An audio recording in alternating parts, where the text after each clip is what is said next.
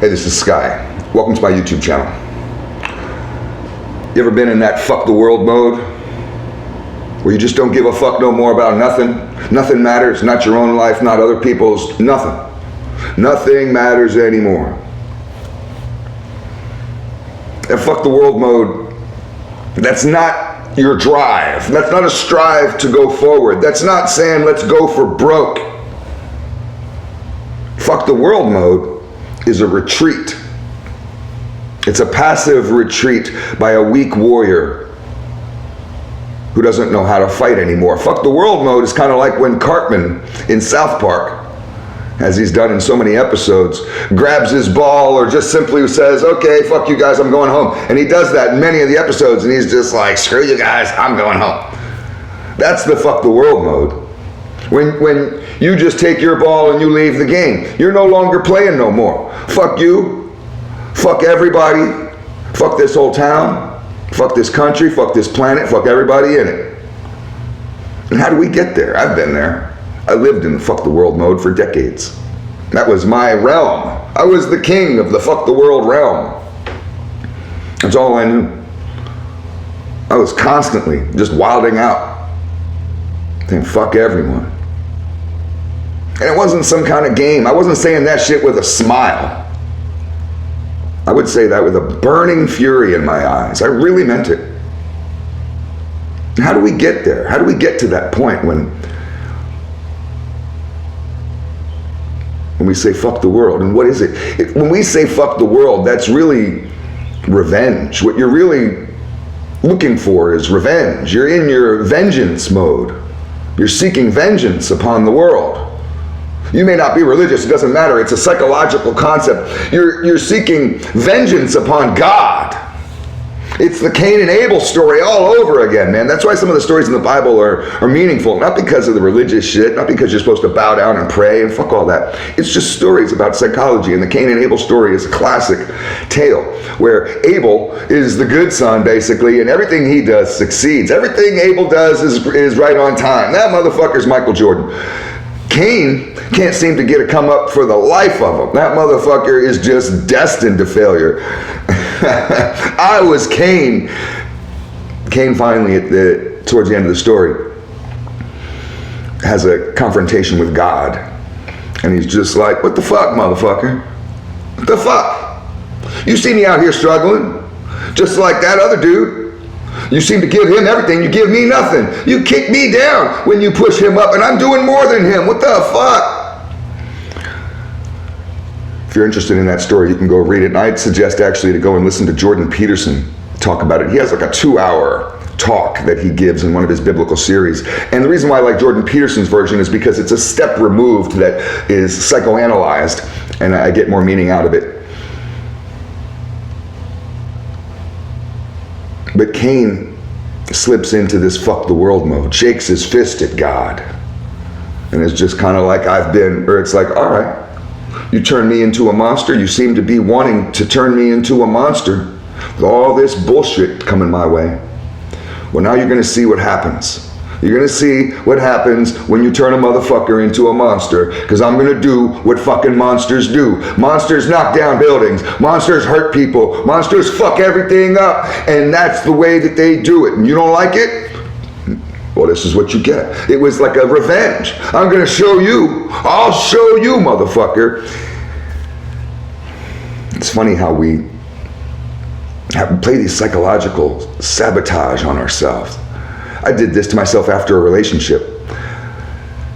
Me and this chick were engaged to be married. She was my dream girl. It was a false fucking premise that I came up with. I didn't invent the dream girl notion, but I bought into it. It's a fucking torturous fantasy. Forget about this dream girl bullshit. It's for children. I got lost in it. I was in my early 20s. We were engaged to be married, and she dumped me, left me at the altar. Some of the reasons why she dumped me was because I was a criminal. I was a gang member. I was committing lots of robberies and selling drugs. I was in and out of jail all the time.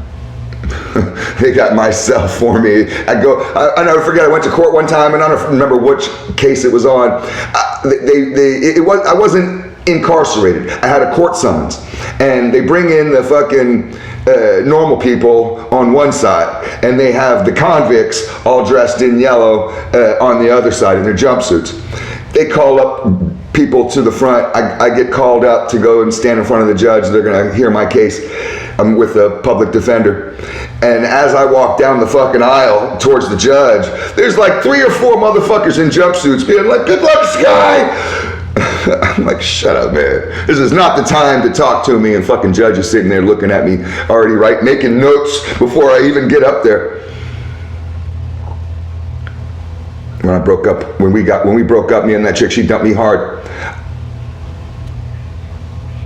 Instead of straightening out, instead of looking within and saying, well, geez, maybe I'm not husband material. I'm kind of a piece of shit. And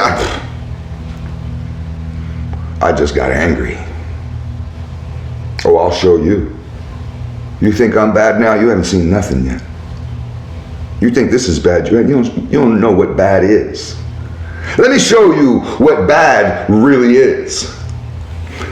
And for the next 10 years, oh, I showed the world how bad a motherfucker could be. Practically ruined my life over it. Hurt a lot of other people around me in the process. A lot of my activity in life as a young man was due to this anger, this inner anger that I had, and this desire for revenge. Revenge upon others, revenge upon the world. To hurt others. And to show them what I feel like. This is what you made me feel like. How do you like it, motherfucker, huh?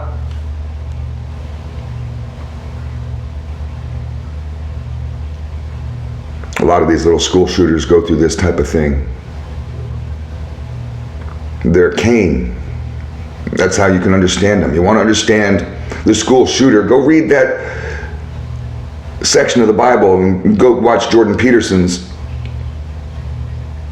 speech about it afterwards. And you'll get it. You'll get it. It's a personality type. It's a syndrome that happens. It can happen to anybody. You could turn into Cain. And all you need is a lot of fucked up shit to happen to you. And no skills to get through it. And that's how we avoid turning into Cain.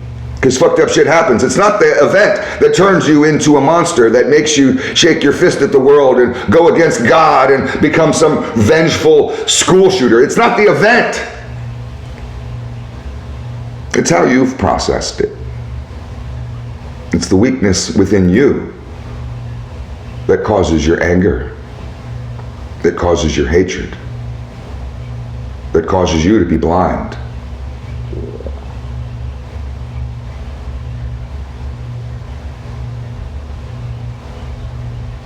I mean, it's a sad state, and I feel sorry for these little idiots who go on these mass murders. I obviously feel sorry for the people, innocent people who get killed. It's not an either or for me. You can play sides if you want and just jump on one side, and that's an easy game to play. I don't just stop there. I feel terribly sorry. I can shed tears for those kids. It's horrible.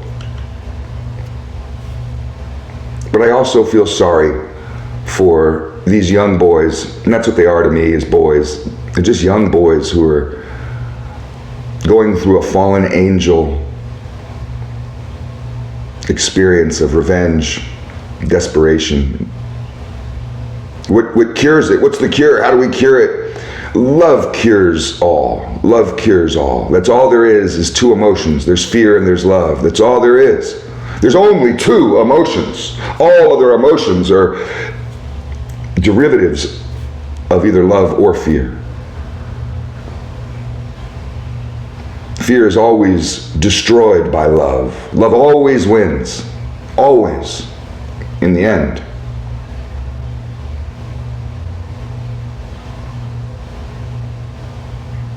The way that I got rid of my fuck the world mode and my vengeance upon the world.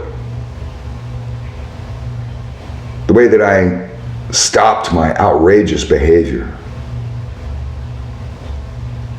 was through self-love. That self-love helped me go sober. That self-love helped me become disciplined. That self-love is what drives me every single day when I wake up to be a good person and do the right thing.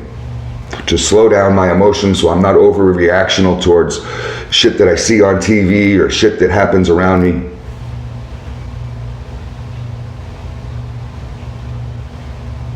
I've had fucked up shit happen to me in the last 10 years.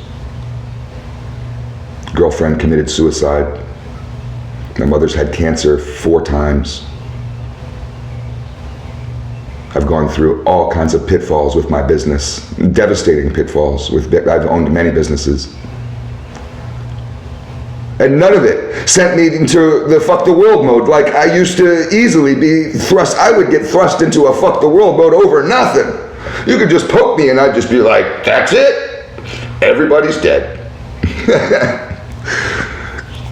Now, you put me through the ringer.